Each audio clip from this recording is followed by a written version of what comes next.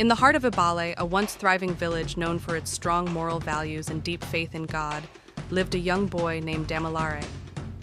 His grandparents often told stories of how the village was once a place where elders gathered the children every evening under the baobab tree, teaching them wisdom, discipline, and the ways of God. Parents prayed with their children, taught them respect, and ensured they grew in the fear of the Lord. But times had changed. The new generation of parents, influenced by modern trends, had abandoned these traditions. They were too busy chasing wealth, distracted by social media, and focused on giving their children worldly luxuries rather than godly values. The result? A generation of children who had little regard for discipline, respect, or faith. Damilare was a perfect example. His parents, Tunde and Remy, were wealthy but absent.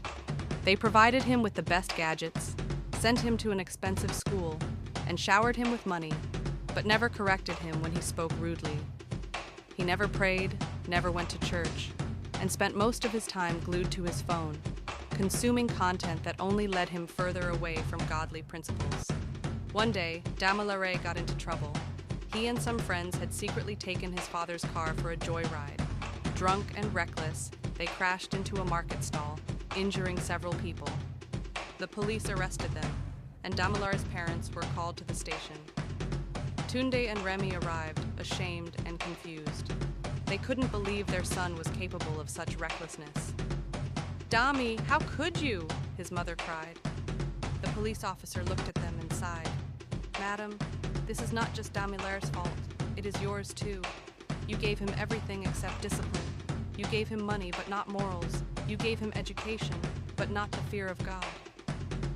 Those words hit Tunde and Remy like thunder. For the first time, they realized their failure.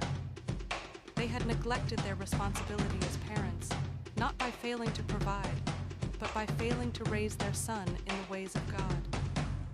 That night, when Damilare was released, his father did something he hadn't done in years. He called the family together, opened the Bible, and prayed. From that day forward, things began to change.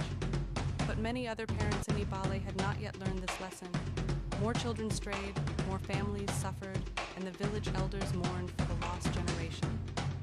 The truth remains: when parents fail to raise their children in the fear of God, society pays the price. Let this be a wake-up call to every parent. All parents must watch this.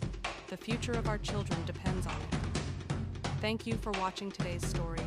Subscribe to our YouTube channel at the African Folktales TV today.